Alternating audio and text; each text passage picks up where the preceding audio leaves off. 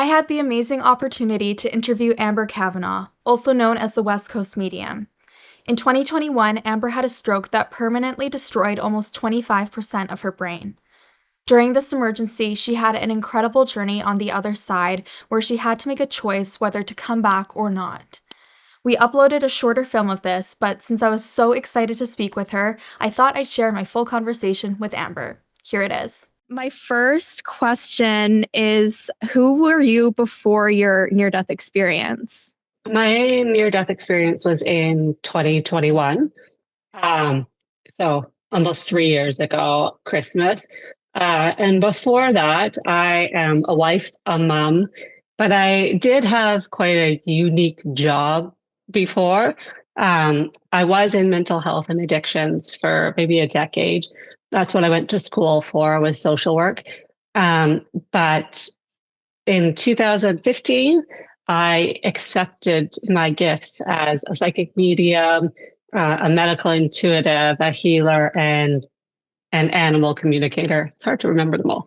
Um, and so that's what I was doing. I was working as a psychic, as a medium, as well as raising my kids. And, I was doing shows on the road and stuff like that. But honestly, I really was mostly just a stay at home mom. My husband works away. And so most of the time I was just home with my kids while having a spiritual life. But I'm the most type A, like non-spiritual spiritual person. So I don't think I fit like the regular molds. Um, but yeah, so that's what I was doing before. And can you tell me more about, I mean, having that spiritual side before your ND? Like, I know you had psychic visions as a child. Can you tell me about that? So I always say I was born different. So I was like an 80-year-old 3-year-old. So I nothing made sense. Like it didn't make sense that I was a kid and doing kid things. I was always introverted, a little bit more quiet, and I could see people that other people couldn't see. And honestly, again, I am kind of very human and type A. I tried to just pretend I didn't because there are mental health issues in my family. So automatically, I just thought, well, I must be crazy. So I didn't want to tell anybody. I also, until I was about, I don't know, around 7, I didn't, or maybe I can't remember, 4-ish. I didn't know that other people couldn't see all the Mm. people I saw. So like I just thought adults ignored some people and I didn't quite get why. But I also would have like super scary dreams and sort of scenarios, even when I was awake, that would play through my head. And it was always horrible things, like plane crashes or like animal attacks or drownings or people getting injured, hurt, whatever. And I, at 7, in my mind, I was causing all of these people to get hurt or murdered or injured or Mm. whatever. Um, and so it was not a fun childhood by any means.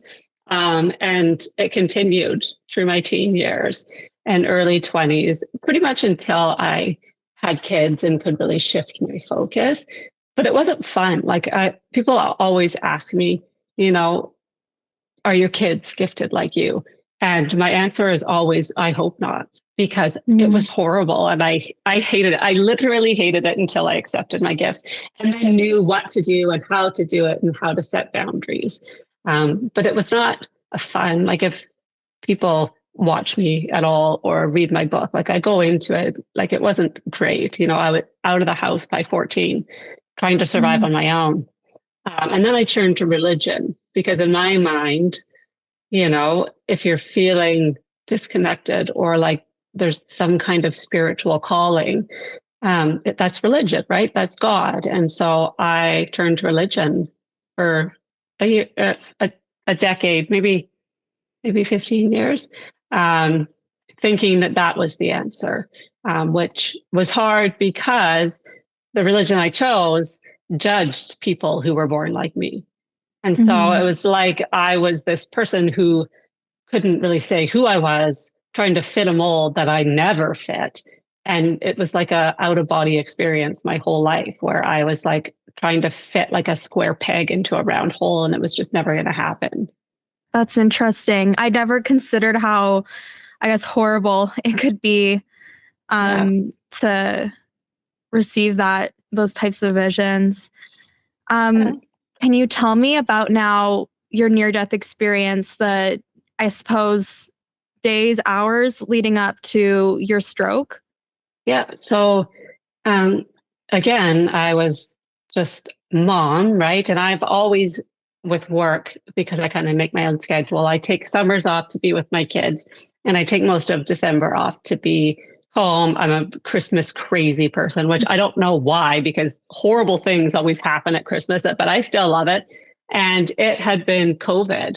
And in Canada, we did have like some pretty strict rules we had to follow. Even in 2021, that was going to be the first Christmas since COVID hit that I could have family and friends over. And I always have done, a huge Christmas Eve dinner with like 40 people. So I was so excited. But the few weeks leading up to it, it felt like weird. And I just thought, you know, all of us probably feel like that because of COVID. And Mm. maybe I'm anxious because people are going to come over. And that's straight scary. And then also there was a lot of like back and forth because I couldn't invite. We were only allowed, I think it was 10 people, 6 or 10 people or something. So it was Yeah. like pared down, right? So I thought, well, maybe that's why I'm anxious. But a couple of weeks before, I started, instead of doing all the baking I was supposed to be doing, I started making freezer meals. And I was like, what the hell? Like, why? I need the freezer for all the food for Christmas. And I made 6 weeks of frozen meals. And my husband came home from work because he works away and he's like, what are you doing? Like, why do we have like spaghetti and chili and soup? Like, what are you doing? And I'm just like, I don't know. I just feel like I have to. And I couldn't understand. And then I put it to the back of my mind and we're leading up to Christmas. And we did a day of like decorating gingerbread houses with the kids and my old foster kids and my husband. And it was an amazing day. And then at the nighttime, like 8 o'clock or something, we were going to watch a Christmas movie because it was December 23rd. We were all excited. The next day was going to be our first big dinner. But I started getting like the worst headache of my life, like so bad that I couldn't even see straight. So I'm like, you know what, guys, I'm just going to go to bed. I feel horrible.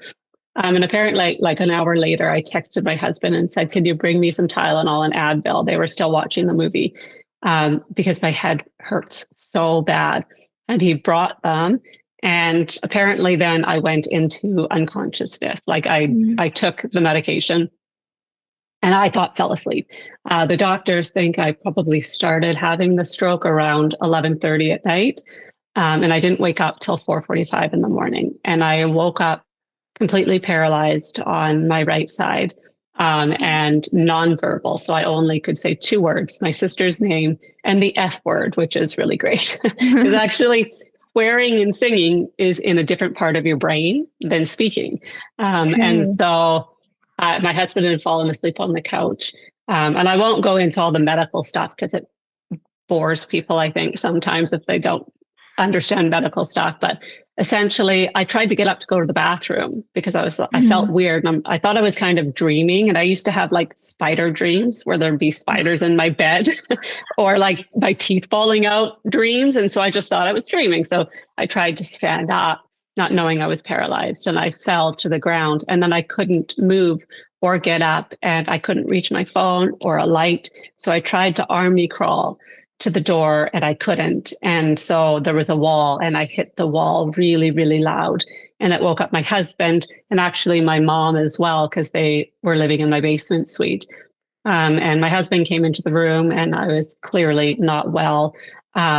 He knew right away it was a stroke because he Okay. had some first aid training. So he called 911.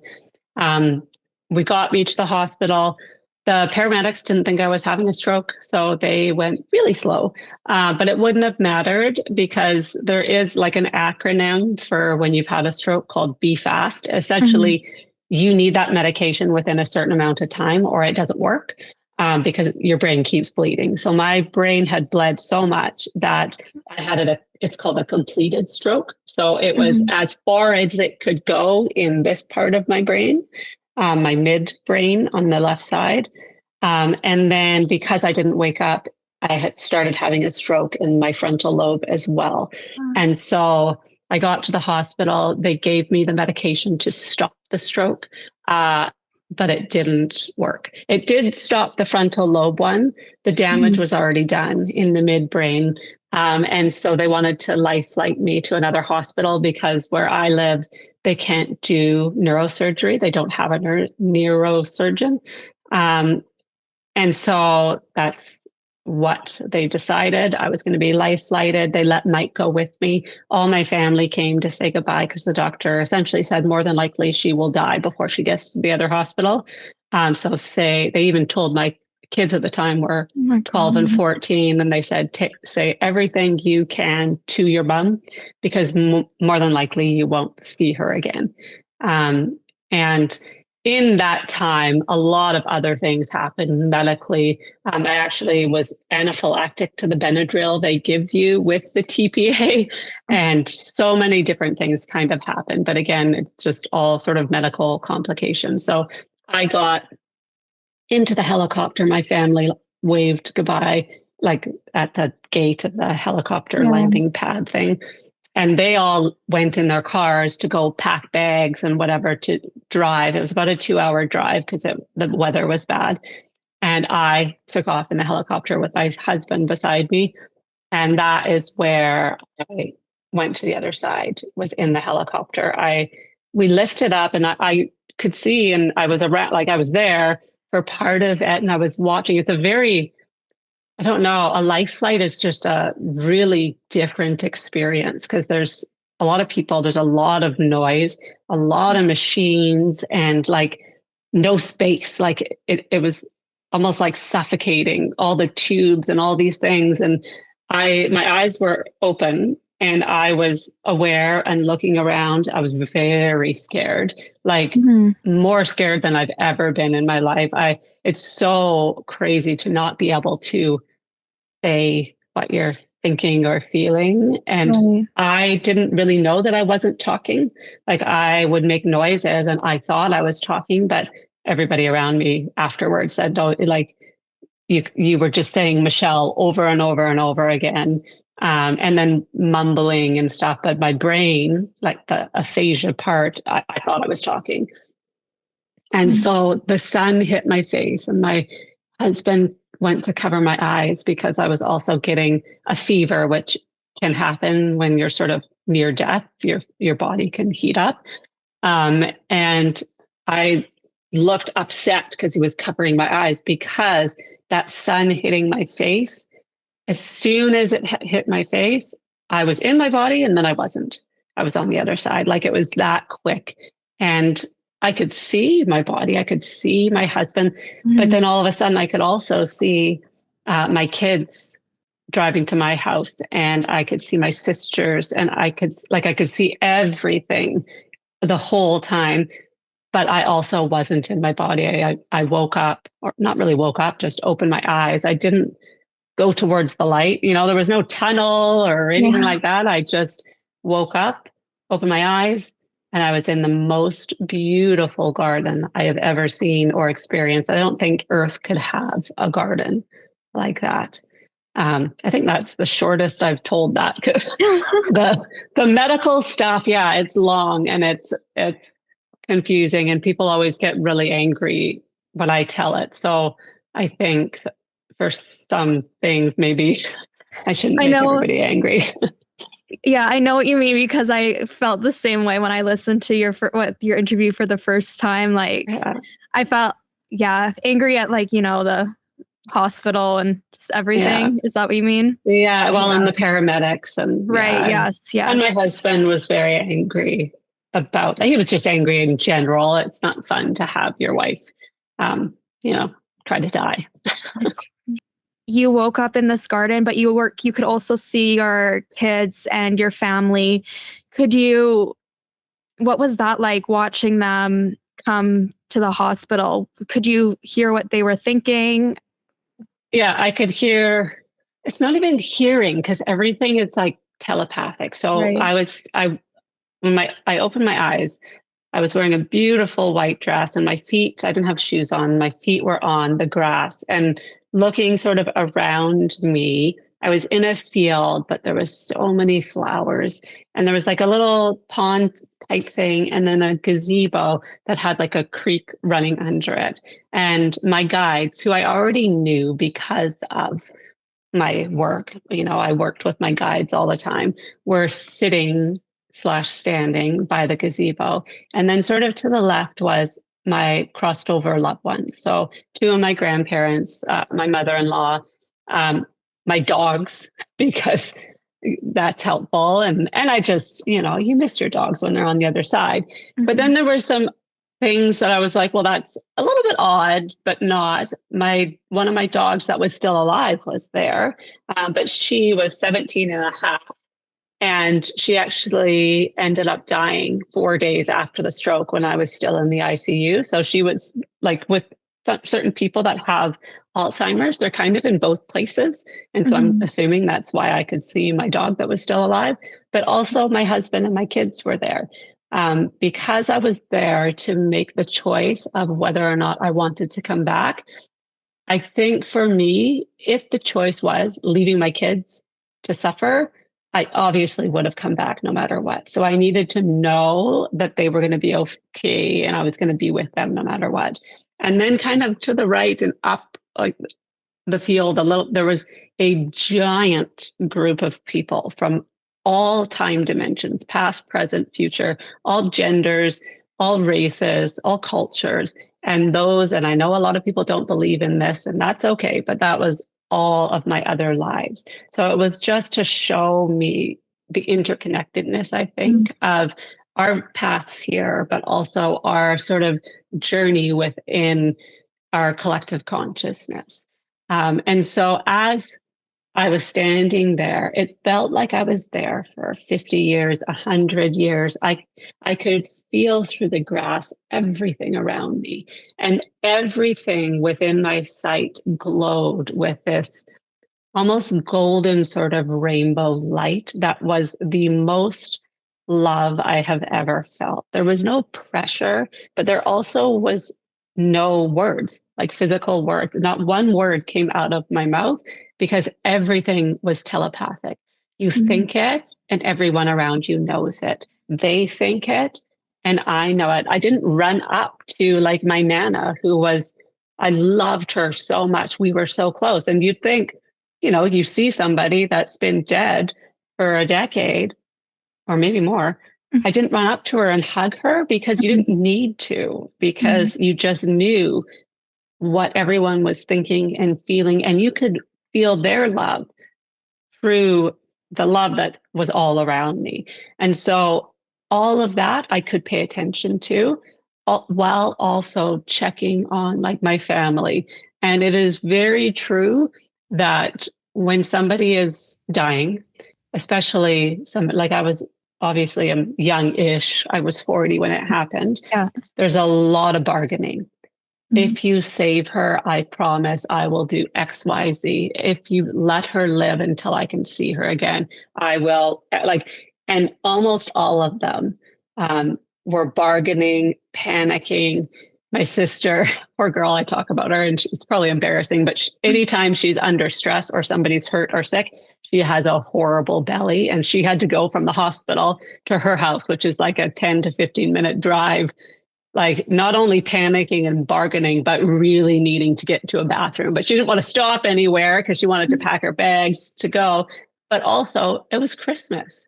And the next day was Christmas Eve. And, my sister has young kids, and everyone was panicked. Everyone was bargaining. Everyone was sad, but also everyone was shocked. So there wasn't a ton of like crying because they were shocked. And then I could also see me and my husband, because at that point I had gone into unconsciousness, and he was panicked. He doesn't like helicopters, so he was nervous for that. The weather was not great, so he was nervous for that. And unlike me, he knows nothing about medical anything. And so in his mind, it was going to be okay, and he wasn't going to listen to the doctor. So it was a lot happening at once, but for me, it was very peaceful. It didn't feel like a lot happening because it just felt like I was home and I was being given this amazing gift of time to make the decision on what I wanted to do. Wow. Um, I love what you say about the past lives. I'm super interested in that. Um, did you recognize them right away as your past lives? How did you know that was also you? Because you know everything. As soon as you're there, you understand everything. I often say there are no whys. There's never a why. Why did I do that? Why did I make that Mm, choice? Who are those people? What do they want to say? There's no the who, what, when, where, why, how doesn't exist on the other side. It just everything makes sense. Not only did it make sense that I was so connected to all of those people and that they are all either living right now in this present time or other times or other dimensions. I also was very sort of connected to what I was going to do for the rest of my life if I stayed, and what all of my family would do for the rest of their lives if I chose to uh, not come back. mhm, Um, Nothing felt confusing. And I just knew because even though they didn't look like me, a couple of them looked similar, but they didn't look like me. It was like they were all me. So I didn't need to kind of go, okay, who are you? Hello, where mm, are you? When are you living? How are you living? It was like, oh, okay, I remember that life and I remember what I looked like and I remember that path and everything I did. You just know everything. I mm, think it's a blessing and a curse because I wanted so bad to remember absolutely everything, every moment. And the amazing, enlightening things I was learning and participating in. And even though I remember quite a bit of it, it does fade. I call it like human amnesia. So, like the things that I got to see or feel or hear start to fade so that I will stay here. Because let me tell you, it's so much easier there. yeah, Coming back into a paralyzed, nonverbal body that couldn't eat or talk or do anything, I definitely wanted to go back. yeah, I can imagine. Yeah. One more question before, I mean, moving further in the story, but can you tell me more about your guides? Because I haven't heard about that in a lot of other stories, like NDE stories. So I think again, like it's unique to each person. So Right. in a way, I think we do sort of manifest. And I think this is where people's argument of like you made it up because you Hmm. saw what you needed to see or wanted to see, and somebody else might just see black or it might not feel good. And for me, I had a relationship already with my guides. My guides are Gail, Jessica, and Peter. And so Gail and Jessica were sitting there. Peter is a part of the collective consciousness. His name's not Peter. I named him that because his name is weird, like Ka or Ra or some weird thing. So it feels weird to call him that. So I don't. I call him Peter, which I know is weird, but works for me. And I had such a close relationship with them already that was able to recognize them and walk up to them. I think a lot of people see what they call either angels or a Right. guiding light or something like that, because not everybody is meant to get to know their guides in each human life. And if you're not meant to, or if it's not part of your path, then they probably won't come and show up in your NDE. Maybe it will be a grandma or a loved one that says, oh, you know what, you have to go back, right? But not everybody will get that gift of their guides being there. But my guides, because they knew me so well and I had been working as a psychic medium in Right. partnership with them since 2015, it just made sense that they were there directing me. Wow. Yeah, that I was have the something in amazing my eye. experience. Yeah.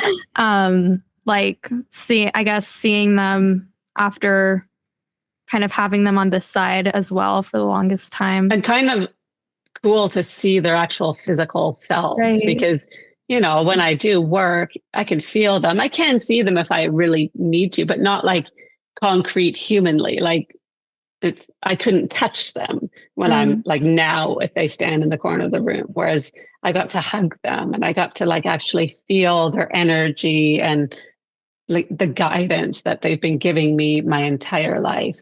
And they were so great at sort of helping me understand the outcomes of each decision, and also the things that would happen um, if I went back.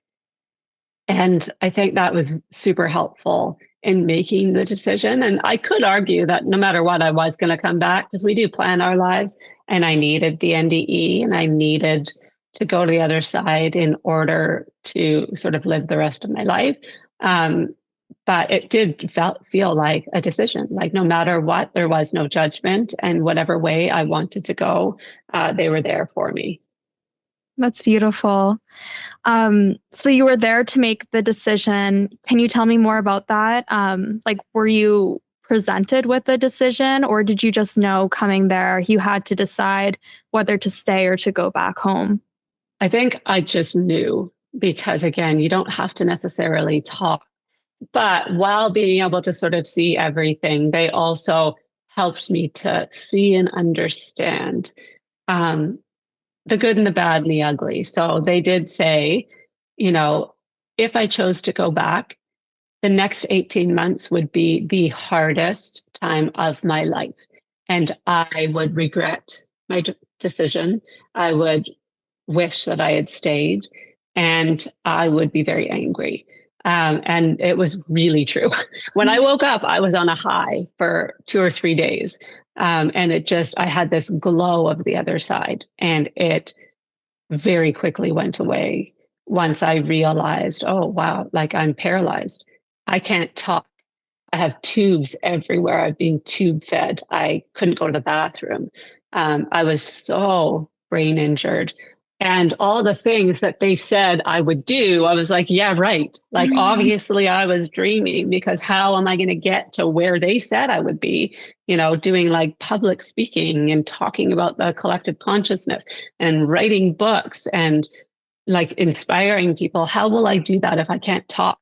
How can I do that if I can't walk? And I didn't understand that, what they said was actual reality, especially because the doctors were pretty much saying, yes, okay, she's survived. Because my husband actually decided not to do the brain surgery. We got there and I very quickly had a grand mal seizure. And then I continued to have seizures until they got a bunch of meds in me and helped stop it.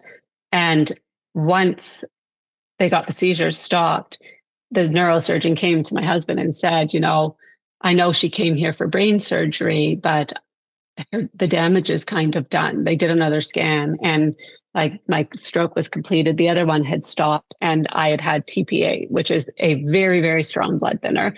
And so surgery is super dangerous after TPA. And so he said, I can still do the surgery if you want, but more than likely it will kill her. Mm. And so much damage is done. It would be minimal improvement after the surgery. And my husband had no idea what to do, and there was nobody else there. It was just him. And so he said to the neurosurgeon, if it was your wife, like if it was your wife in that bed, what would you do? And the neurosurgeon said, I wouldn't do it. I just wouldn't. And my husband said, well, you're the expert. I'm not doing it. And so I didn't get the brain surgery. And I think the doctor then just sort of said, how she is how she's staying. And he said, as she's in the ICU, if she survives this in the next couple of days, you're going to have to start looking at long term care. She's going to need care for the rest of her life. Pretty much, she's going to stay how she is. I also was blind in my right eye. So I would Mm. be half blind, nonverbal, paralyzed, never able to eat because I had no swallowing reflex. I had no bathroom cues or hunger cues. So I wouldn't be able to ever take care of myself. And everybody was like, that's what everybody was saying for Mhm. that first couple of days. And everybody talked about me around me. So like I couldn't say anything, and yet the doctor's in the room saying like, this is her. She's pretty much a vegetable forever. Like, and like I think for the type of stroke I had, your 5 year survival rate is between 14 and 28%. So it's not great. Um, but then I went from paralyzed, nonverbal, couldn't eat, couldn't drink. By day 4, I was walking. I had words within a few days. Not good and not expressive. I lost tone. So, like, I talked like a robot and I talked kind of like a baby. Um, but I started walking. I got the tube out of my nose. Like, I started eating after a few days. I was able to go to the washroom. They took like the catheter out and everything. And within a week, I was up and moving around. They were still doing a lot of tests. I was still in the neuro ICU for 2 weeks. Um, but they couldn't explain it. And also when I woke up from going to the other side, I wasn't blind anymore. Mm. And they can't understand it because I was completely blind. And so I think 6 weeks, like you go for a follow-up, 6 weeks after you get out of the hospital. And I went and I had a walking stick because I was still learning to walk, but I could talk, I could eat, I could whatever. I was doing rehab. And the neurosurgeon actually called down to the emergency room to see if anybody who was there when I was brought in wanted to come up to see me walk because they just could not. Because I was young and my kids were there and it Yeah. was Christmas and all these nurses were just devastated that this was going to be my life and that these kids had their mom taken away on Christmas. And in my chart at the very top, it says I am his miraculous patient. That the only reason is a miracle because I shouldn't be here. So every time I go in, because I've had a lot of health complications, the doctors look and they're like, "Oh, so you're his miracle patient." I'm like, "Yeah, that's me." That's beautiful. Um, what was that Christmas like then after you woke up and your family came to visit? Were you able to celebrate in a way? No, so well, in I guess in somewhat of a way. I So the stroke was in the middle of the night on the 23rd. I stayed unconscious for almost 24 hours after the seizure. So that was just December 24th.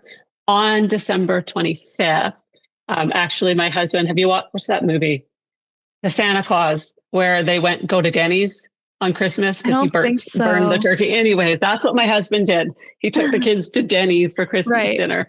And they came and visited me, but I was in the neuro ICU. So it's like you can visit for 15 minutes or something like that.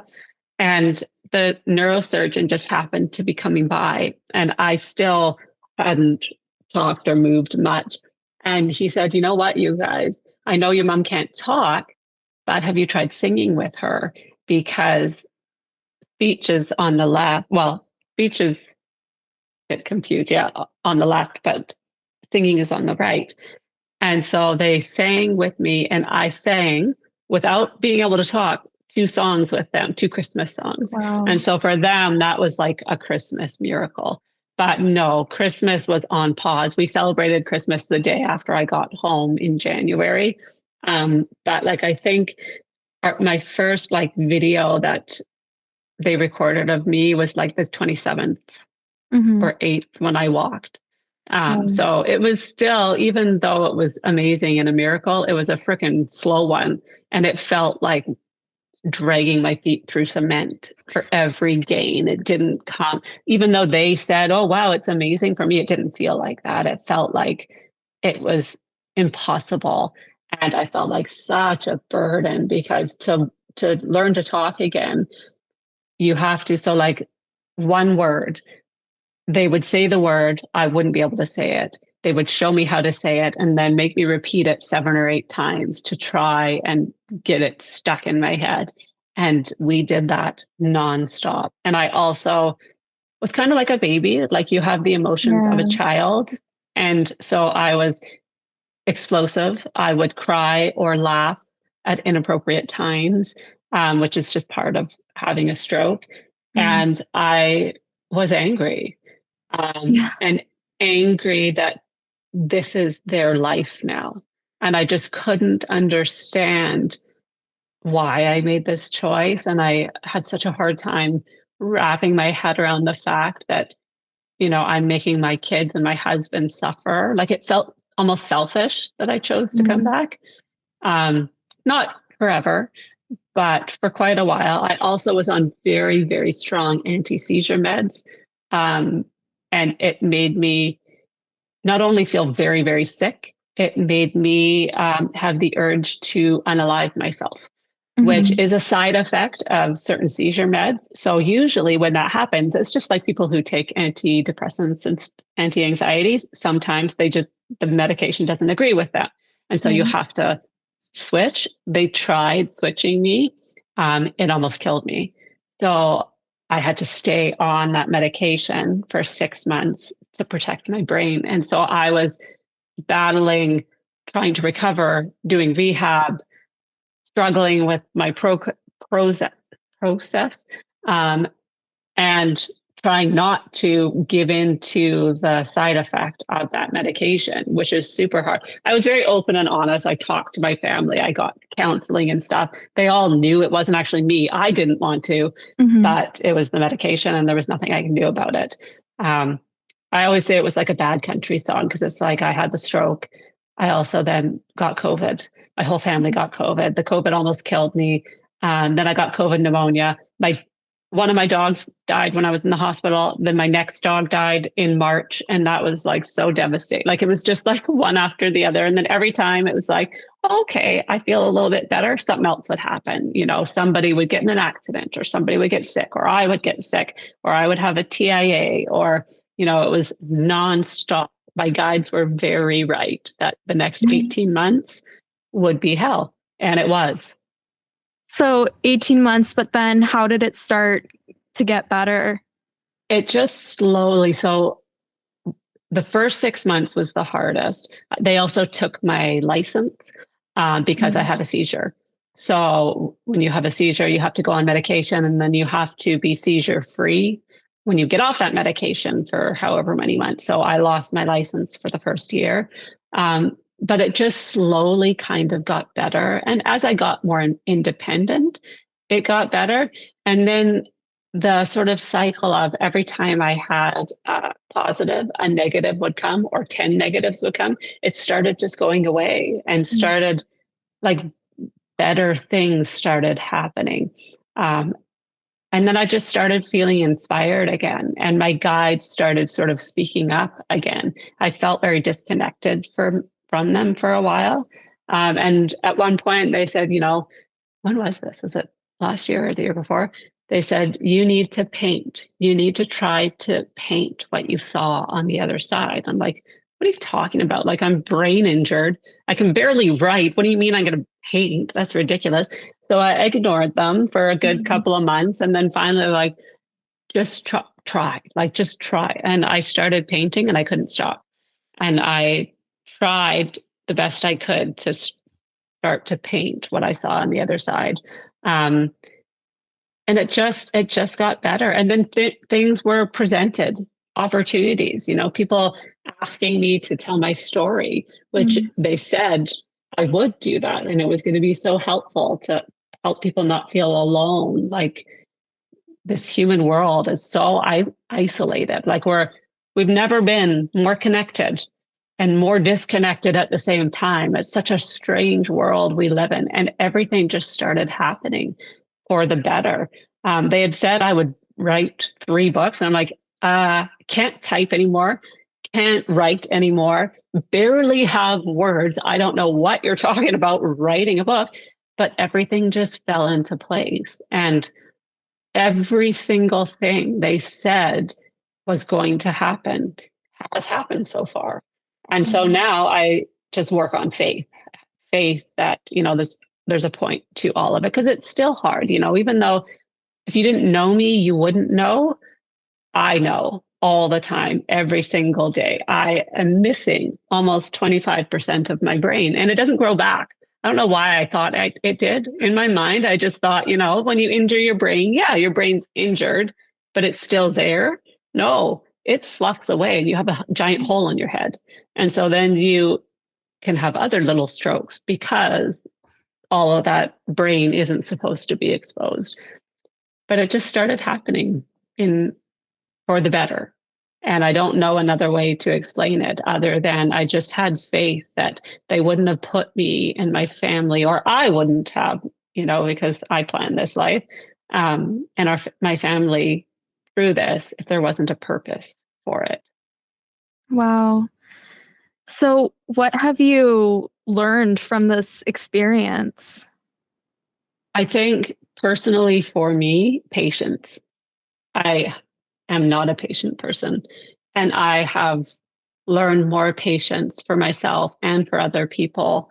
But also, my whole life, I felt so alone. And, even with my kids and my husband and family and friends, I could be surrounded in people. And I just felt like nothing made sense and that I was kind of this lone island. And going to the other side and understanding that there was not one moment in my entire life where I was ever alone, not even a millisecond. My hardest times in my life, I was surrounded and people who loved me. I think that was a huge takeaway for me because my whole life I felt so different, and I just felt like I never fit in any group, even people that I knew loved me. I felt like there was something wrong with me. And occasionally, still, not occasionally, 50% of the world does think there's something wrong with me. It's not okay to talk to dead people as a job or as a calling. It's not okay to talk about these things, not in a religious tone or whatever it is. But I have never felt more that like I belong than when I'm thinking of and talking about the things that I now know to be true. That's beautiful. And I think good advice, good for people to hear who do feel alone, who could be Yeah. watching this. I want to shift gears a little bit. I have a couple other questions.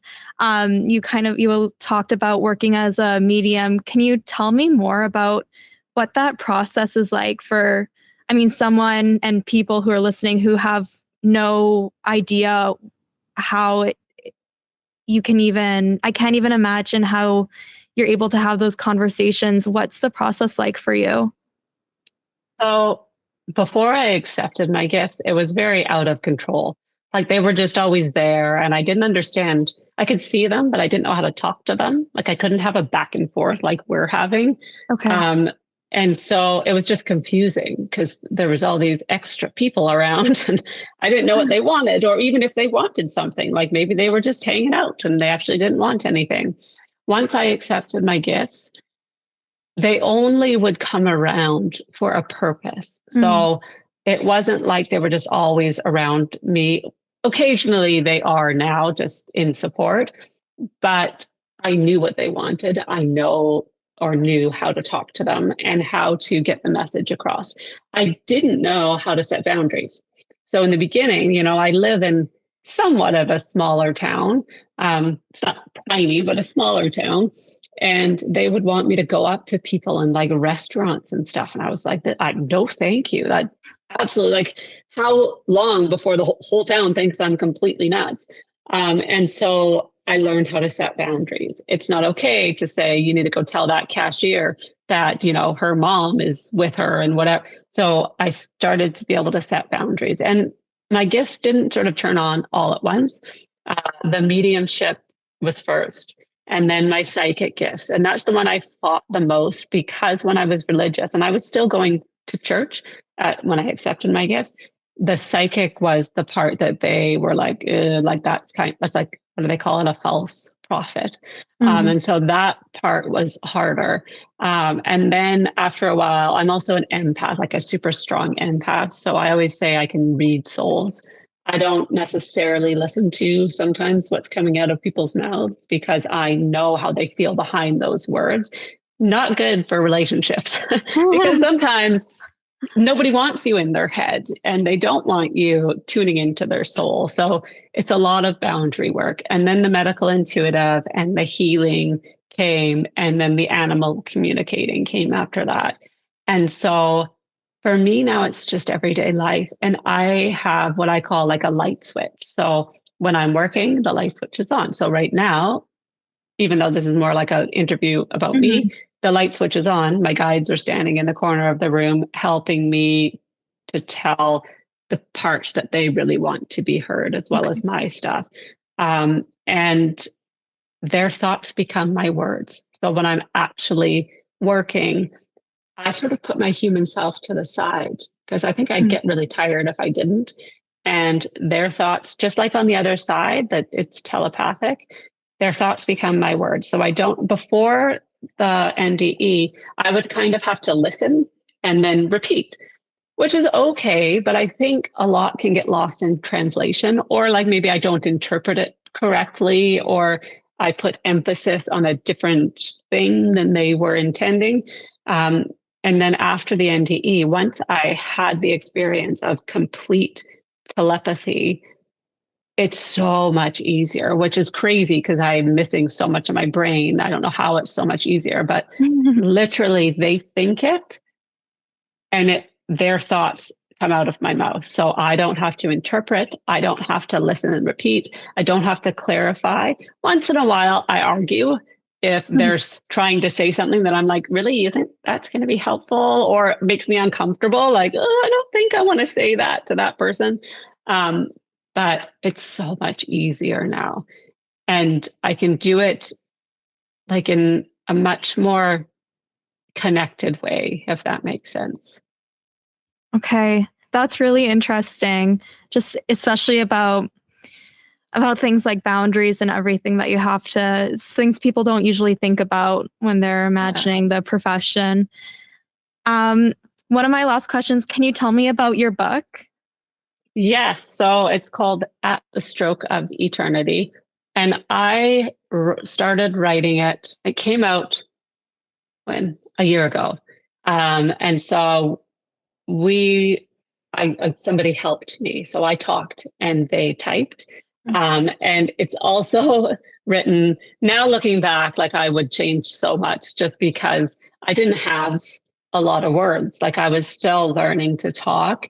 And so it is a very simple, simply written book, but it talks about everything. So a little bit about my childhood, and then about the stroke, going to the other side, and then all the lessons that I learned. It also has pictures because I like pictures in a book. Oh, here, I'll show it.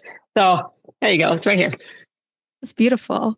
Yeah. And so, yeah, it has pictures. It has poems at the beginning of every chapter because I also um, wrote poems. I wrote poems before the stroke. I'm just trying to Okay. see if my brain is there because I know people don't believe me when I say like I'm missing so much of my brain. Um, oh, there we go. There's my brain. So, whoops. This is the main stroke, Oh my that big white god. area, and then a frontal lobe stroke. Because Oh people my god. afterwards, so many people were like, yeah, right. Like I've known people who have had strokes. You have not. I'm like, I don't think I could fake a stroke like that. It doesn't necessarily make sense. But then, yeah, I also started painting. And so some of my paintings are in there as well. Um, I don't do anything with the paintings, they just kind of sit here. Um, but I enjoy it. I have fun with it. That's Yeah. beautiful. Yeah. But, and then each one of my guides has a chapter at the end. So there's a chapter for Gail, Jessica, and Peter.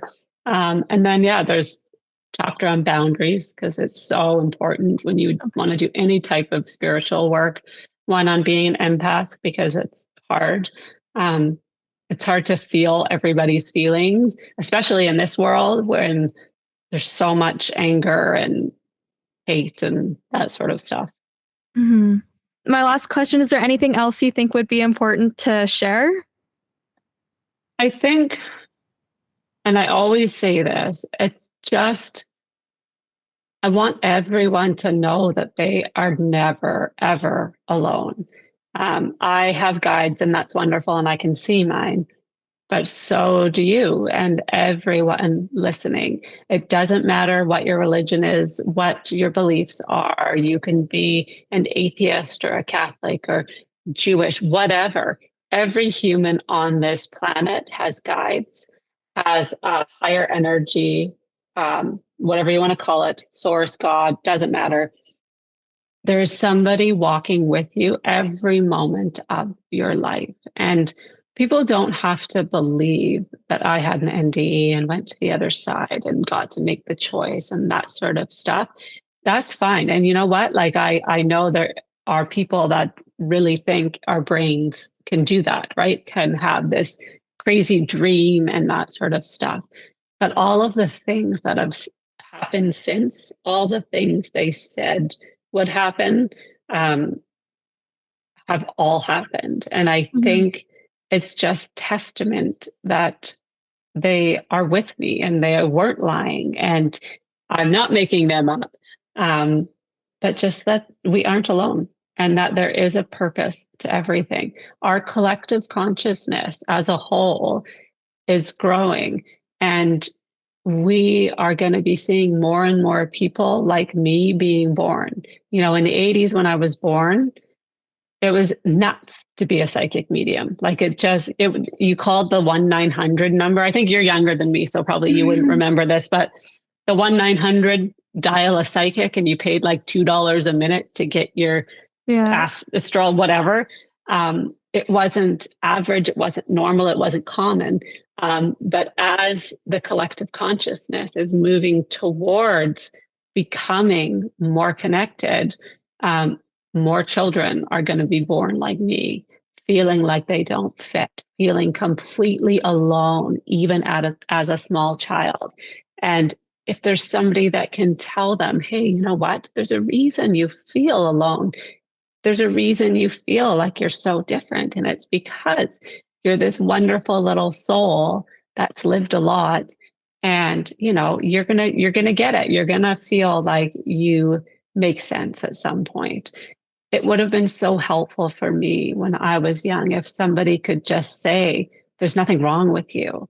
You know, you are not this horrible person who is causing bad things to happen.